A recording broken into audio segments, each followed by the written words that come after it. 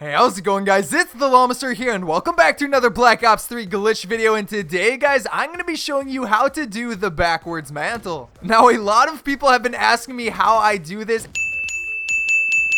and today I'm going to be showing you my exact method. Now, with this method, along with a bit of practice, you can actually get this glitch down within a few tries, if not the first try every single time. But anyways, guys, if you find this tutorial useful and learn something new, be sure to leave a like down below. And other than that, let's get into it.